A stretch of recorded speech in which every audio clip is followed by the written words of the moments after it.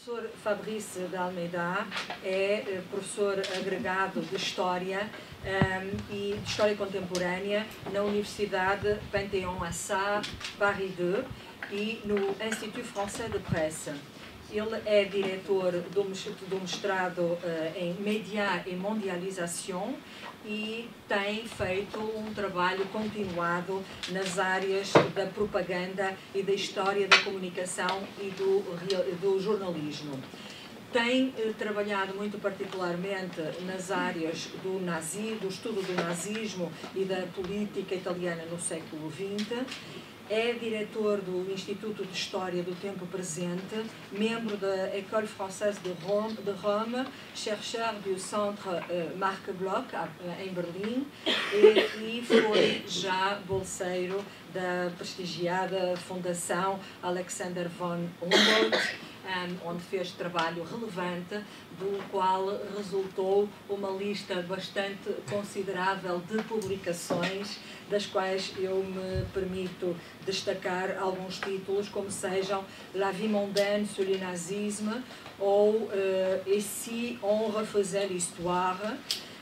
O professor Fabrício de Almeida tem no presente uma obra acabada de publicar, acabada de sair a público, que tem por título Sur les traces des serial killers, à chaque époque son tueur. Ele é também uma figura mediática em França, na medida em que é comentador do canal francês France 5, onde apresenta a emissão do programa Le Cas du Siècle, consagrado à apresentação e comentário de documentários históricos. O professor Fabrício de Almeida vai nos falar sobre Culturas em Negativo, uma abordagem epistemológica. Culture en négatif, une abordage épistémologique. Sa présentation sera en français. On lui remercie de faire cette présentation en français. Je sais que ça sera une très intéressante présentation et je crois aussi que les présents pourront lui poser à la fin de la communication des questions en français, en anglais, en portugais. Ça va? D'autres langues aussi, l'italien aussi. Alors, il y a... L'italien serait plus simple pour moi, mais je crois que le français sera difficile pour certains. Donc, ce que je propose peut-être, comme Michaela parle français, qu'elle comprend, éventuellement, si vous voulez, elle fait toutes les 4-5 minutes, à chaque partie, un petit résumé, pour pas que ceux qui ne parlent pas français soient... Je crois que ça ne sera pas nécessaire. Vous êtes sûr? Non, oui. Je suis sûr. Ce n'est pas nécessaire. Parce que j'ai vu que il y a eu dans la salle, comme on dit dans les chambres, dans les assemblées parlementaires, il y a eu des mouvements divers. Il ne faut pas avoir peur de parler d'autres langues en moyen universitaire. Donc, soyez le bienvenu. Bon. Merci beaucoup. Je vais essayer de parler lentement, peut-être que ça aidera à comprendre un peu mieux ce que je veux dire. Je suis particulièrement heureux d'être avec vous aujourd'hui, puisque cela fait maintenant, je crois, 4 ans que José Eduardo Franco était venu à Paris et m'avait présenté son idée de faire un travail sur les Antilles. Je l'avais regardé avec un peu de scepticisme et il m'avait dit si les Antilles, c'est pas seulement de l'histoire politique, c'est aussi l'histoire des cultures et c'est peut-être même la vision globale du négatif dans la culture. Et j'avais trouvé cette idée intéressante et on a fait un montage qui a été rappelé par les différents conférenciers que nous avons eus en ouverture, un montage dans lequel Michaela Ramon était une composante importante avec l'Université du Minho et dans lequel l'Institut français de presse, ici représenté par Valérie Le Villard, était une composante aussi très volontaire, puisqu'on voulait être aussi co-organisateur de cette réflexion, et ça a été l'occasion pour moi de venir une première fois ici, à Braga, de rencontrer notamment Manuel Corradi, de commencer à discuter avec certains d'entre vous, et de présenter une première réflexion sur l'histoire contemporaine, essayer de faire une vue d'ensemble de ce que peuvent être les Antilles.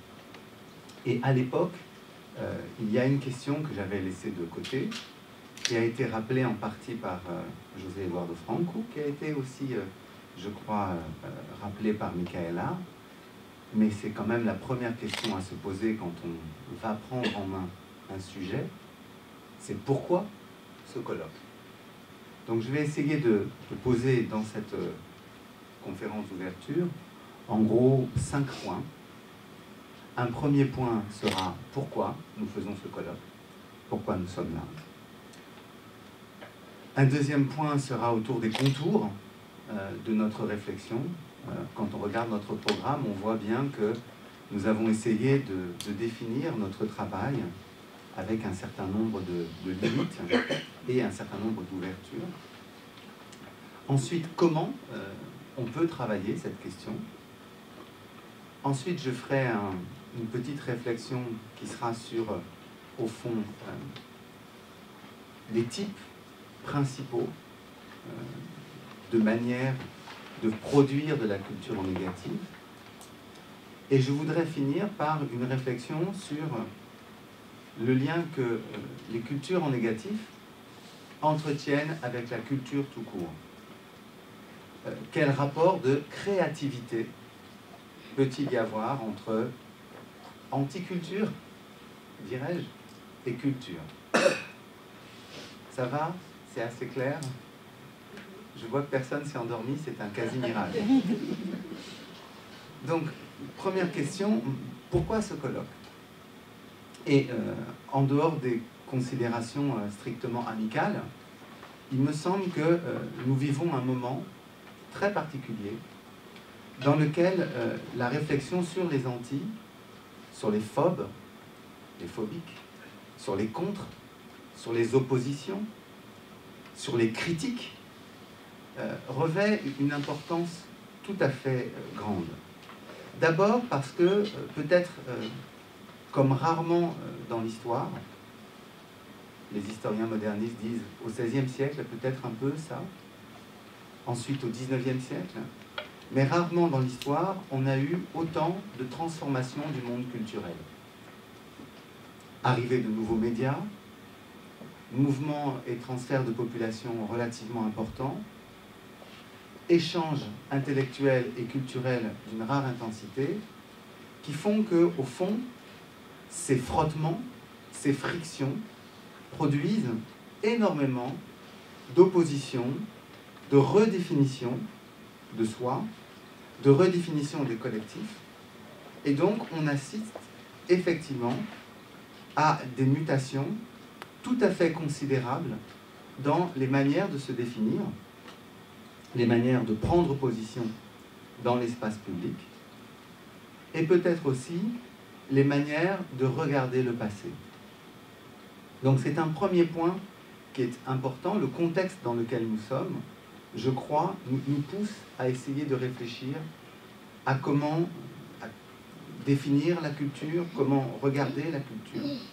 C'est d'autant plus important, cette question, qu'on voit bien que face à ces frottements, face à ces frictions, face à ces tensions, est en train de se mettre en place depuis 15, 20 ans, ce que j'appellerais une grande querelle scientifique, avec d'un côté des pessimistes, des gens qui considèrent que, et peut-être que ça rejoint une autre idée de José Eduardo Franco sur l'âme du monde, mais il y a des gens qui considèrent qu'au fond, aujourd'hui, on est en train de vivre l'extinction d'énormément de cultures.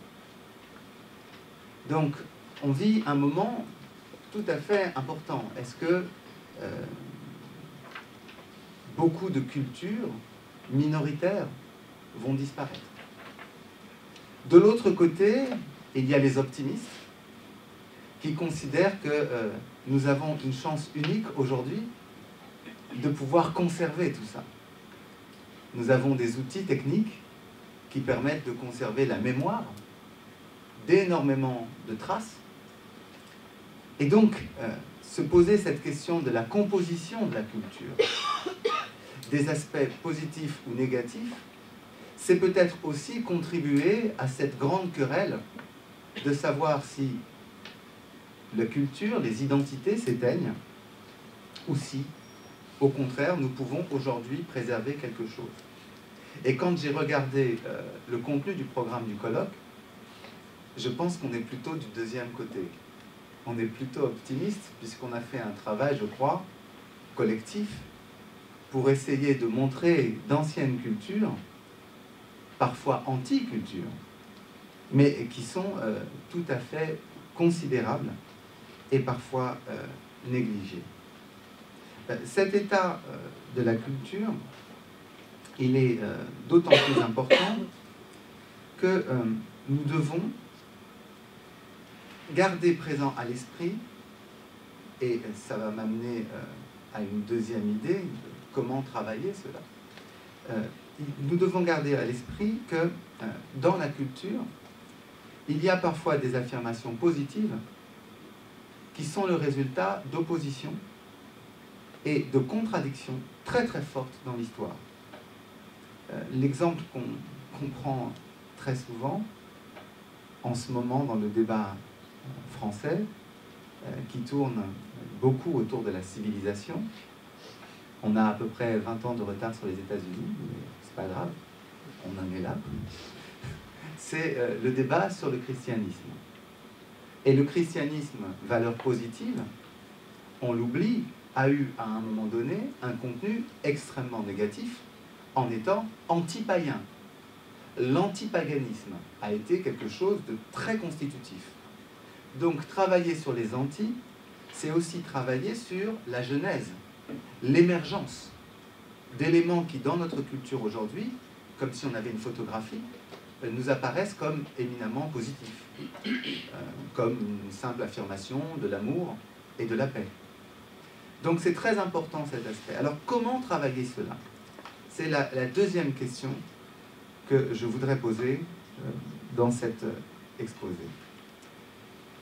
Il me semble qu'il y a une série de pièges à éviter, une série d'illusions. Et je vois que dans l'appellation du colloque, beaucoup d'entre nous ont déjà pensé à ce piège. Le premier piège, c'est que la culture en négative, ça ne peut pas simplement être une question de mots. Il faut faire attention à cette illusion qui consiste à dire, dès qu'il y a écrit anti, dès qu'il y a écrit contre, dès qu'il y a écrit homophobe, dès qu'il y a écrit misogyne, eh bien, c'est de la culture en négatif. Je crois qu'il y a aussi beaucoup d'éléments de culture négative qui se présentent sous un aspect positif. Quand j'étais venu ici, j'avais pris un exemple qui me paraît le plus probant.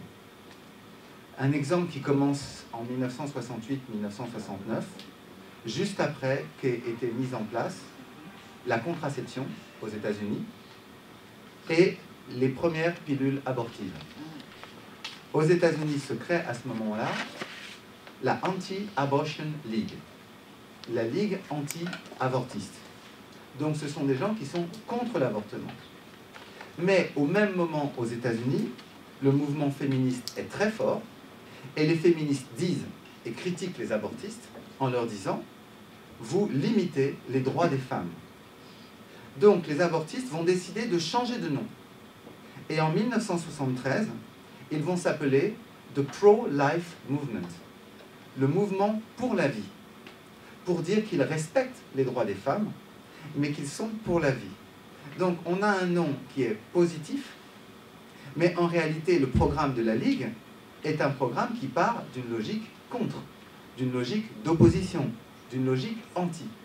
Donc je pense qu'il faut faire très attention parce qu'on a des appellations parfois positives qui en fait relèvent de notre culture négative. Et les acteurs historiques sont très conscients de ça. Et vous avez peut-être tous en mémoire la naissance du mouvement No Global, au début des années 90, au moment où on commence à faire la réforme de l'Organisation mondiale du commerce. En France, on les appelle les anti-mondialisations. C'est le mouvement anti-mondialisation. En Italie, ce sont les no global. Je pense qu'au Portugal, vous avez dû reprendre le terme anglo-saxon no global. Mais vous savez très bien comme moi qu'à partir de 1994, quand a lieu une première série de manifestations contre l'OMC, et surtout en 1997, les no global vont changer de nom. Ils vont s'appeler Alter Global. Alter mondialisation. L'autre mondialisation. Donc les acteurs ont conscience que l'appellation négative risque de leur couper une partie de l'audience, alors qu'une appellation positive peut être quelque chose qui va mobiliser derrière eux. Donc ça, c'est un premier aspect, ne pas tomber dans l'illusion que c'est seulement parce qu'il y a le mot qu'on a affaire à quelque chose de positif ou à quelque chose de négatif. Il y a eu des groupements anti qui en fait avaient un programme positif. Les antifascistes avaient un programme démocratique, libéral, et l'essentiel de leur doctrine a consisté à essayer d'affiner les outils positifs. Donc il faut bien faire attention à cette première illusion. Deuxième illusion, qui arrive souvent quand on étudie la politique, c'est l'illusion de la rationalité. Les acteurs ne sont pas des acteurs rationnels. Alors, ça veut dire que très souvent, il ne faut pas faire seulement attention au nom, mais il ne faut pas non plus faire attention au discours, il faut aussi regarder les conduites. Quelles sont les conduites d'opposition? Ça, c'est un aspect qui me paraît tout à fait important. Et quand je parle d'acteurs rationnels, c'est que quand on regarde les discours, on voit des raccourcis très rapides, notamment dans les débats de disqualification, quand on veut montrer que quelqu'un n'est pas digne. On a énormément d'émotions qui rentrent en ligne de compte. Cette émotion, j'hésite même à le dire parce qu'en général, quand on introduit ça dans un exposé, ça va tout de suite changer la nature de l'exposé. Mais il suffit de penser au conflit israélo-palestinien.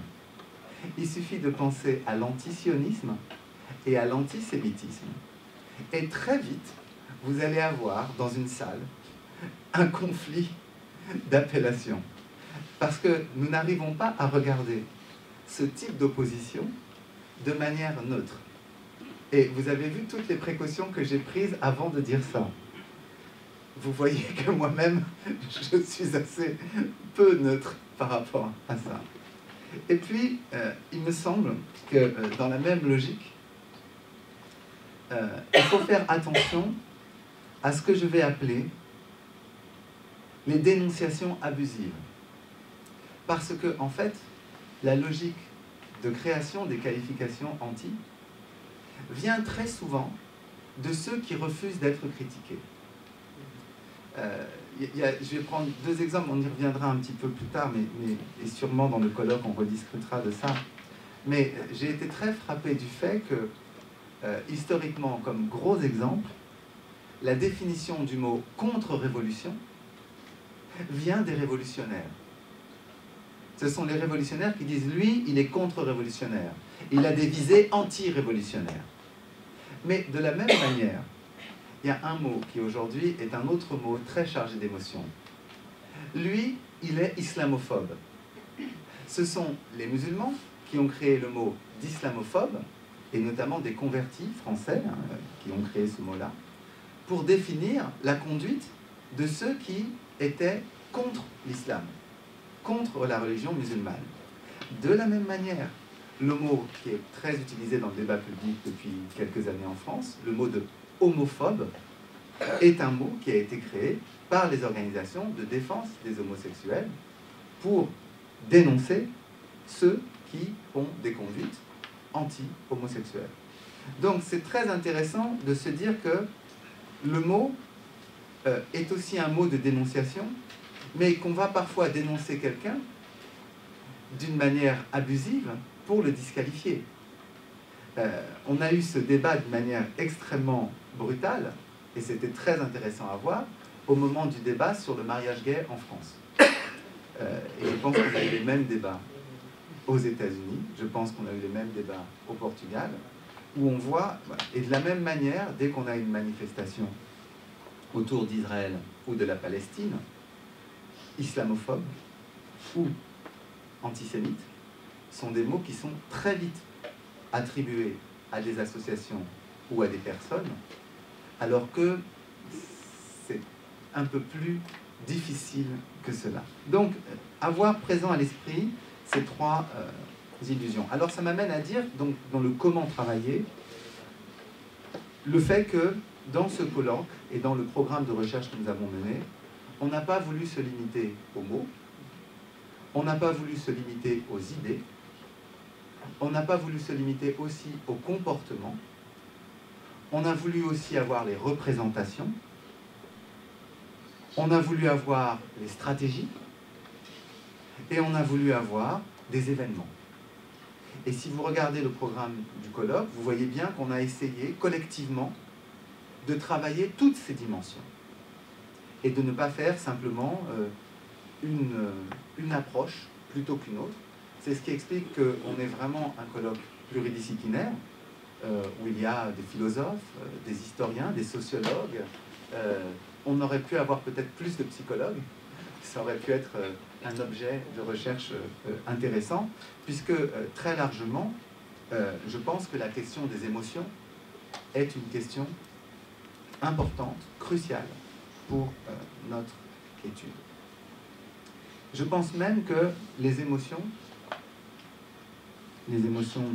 collectives, sont l'une des clés qui permet de comprendre comment les mouvements anti, les mouvements contre, se sont constitués. Il y a, à partir de ces émotions,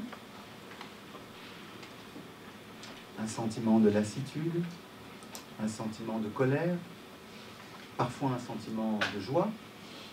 Il y a, à partir de ces émotions, un certain nombre de productions qui ont été mises en place.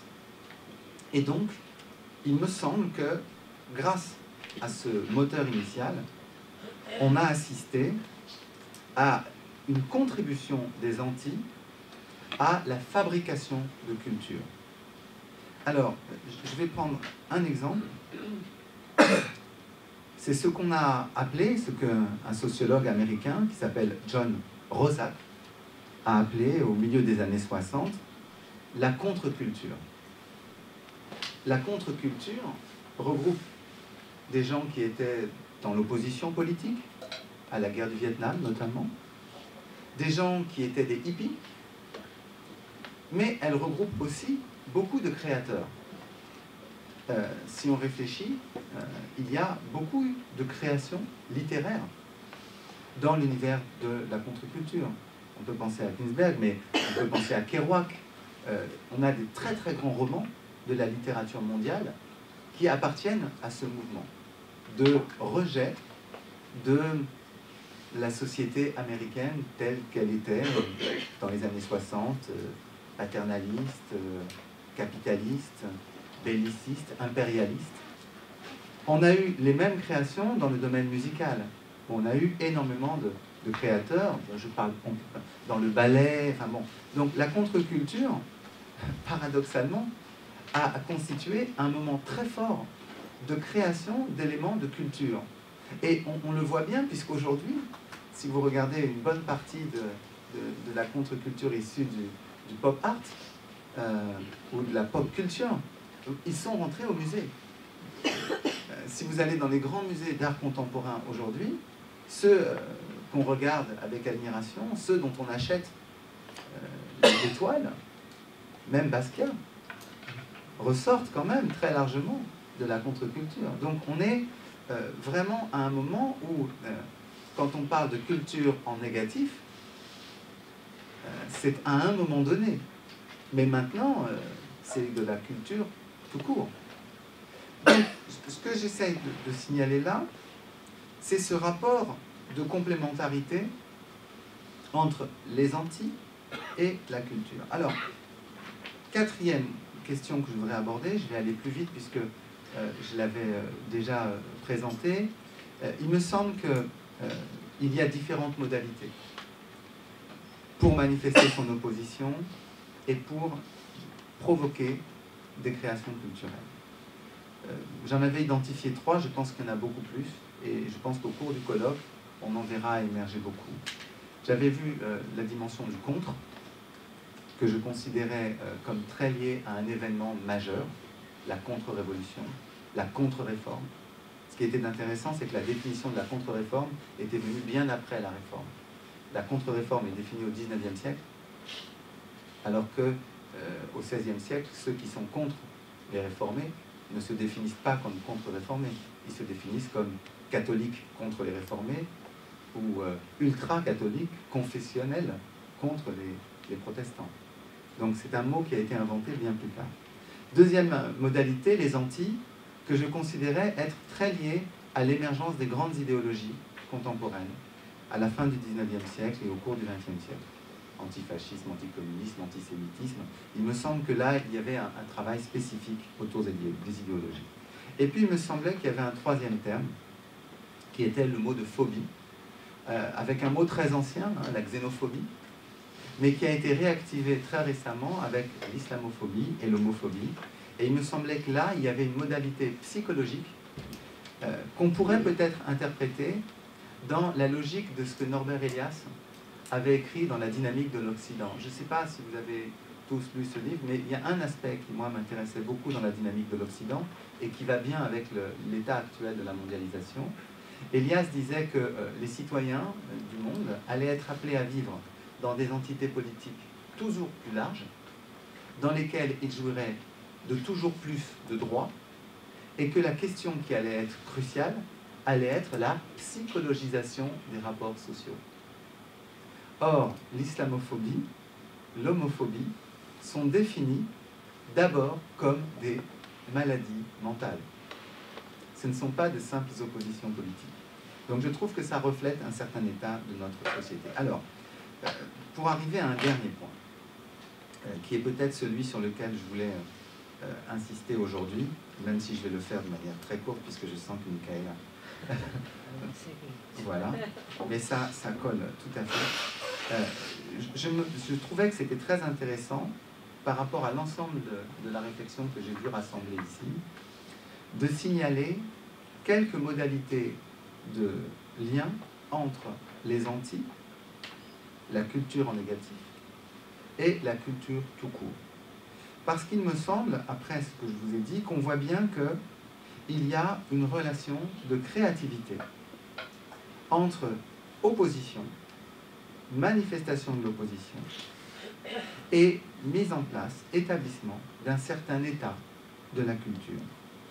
Si je parle de créativité, c'est dans une optique un peu de psychologie de l'éducation, comme pouvait le faire un Dewey. Et je reprends ici assez largement le travail d'un ethnologue politique qui s'appelle Dennis Galvan, sur l'idée que, au fond, l'une des clés d'émergence de nouvelles formes de culture, c'est ce qu'on peut voir en religion et ce qu'on appelle le syncrétisme. À partir de deux croyances, à partir de deux pratiques différentes, on va voir émerger une nouvelle pratique. Et au fond, le modèle de Dewey, c'est un peu ça. Dewey considère qu'à chaque moment de notre vie, nous sommes confrontés à un événement, et face à cet événement, nous avons une réaction qui n'est rien d'autre qu'une création. Donc, il me semble que les Antilles ont joué un rôle d'invention, de stimulation de nouvelles formes culturelles.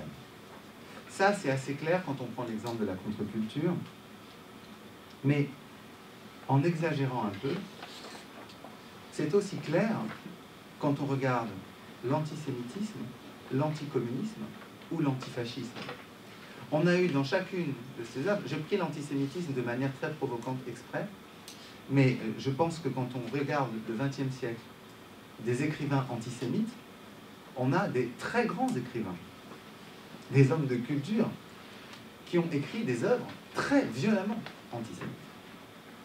Comme on a aujourd'hui des écrivains qui écrivent des œuvres très critiques envers l'islam. Je fais exprès de signaler ça parce que ça a été des moments du débat. Quand Céline publie Les Beaux Draps dans les années 30, c'est considéré comme un livre comme un autre. Donc nous, on a en France aujourd'hui un livre qui a fait un grand débat l'année dernière, qui est le livre de Michel Houellebecq, qui était une critique de l'islam. Et on voit bien que dans le moment actuel de la France, ce livre a fait débat, mais n'a pas représenté une forme d'interdit, n'a pas fait l'objet d'une forme d'interdit. On va même dire le contraire. Donc, il y a une contribution à la création culturelle. La deuxième idée que je voudrais qu'on garde présente à l'esprit, c'est une idée que j'emprunte à un historien des religions qui s'appelle Alphonse Dupron. Dupron étudiait les sanctuaires religieux et montrait que parfois, après une longue éclipse, on recommençait à les étudier. Et moi, ce qui m'a frappé, c'est que très souvent, quand il y a une opposition qui émerge autour d'une question culturelle, elle recrée de l'intérêt pour cette question culturelle. Donc, il me semble que les Antilles jouent un rôle de recharge polémique. Dupron utilisait le terme de recharge sacrale pour dire que le sanctuaire retrouvait de l'intérêt. Mais il me semble qu'il y a une recharge polémique quand il y a un mouvement anti qui se met en place. Quand il y a un mouvement anti-immigré, il y a de la production de savoir sur les immigrés. C'est exactement ce qu'on a vécu ces dernières semaines autour de la crise des immigrés et des réfugiés en France. On a eu une montée des oppositions aux immigrés. Ensuite, il y a eu un événement, je pense, qui a été le même au Portugal, la découverte de cet enfant sur une plage de Turquie. Ça a modifié et on a vu sortir à nouveau les productions culturelles et intellectuelles. Donc les Antilles jouent un mouvement de recharge de la culture. Et donc, il me semble que l'importance de notre congrès réside, pour finir, là. Notre congrès, en montrant la contribution négative, nous rappelle à une donnée fondamentale. La culture n'est pas quelque chose de tranquille. La culture n'est pas quelque chose d'installé une fois pour toutes. La culture est un travail constant, celui que nous menons ici dans les universités, vis-à-vis de nos étudiants, un travail de transmission. Mais la culture, c'est aussi ce que nous ferons dans ce congrès, je n'en doute pas, un acte de création. Merci.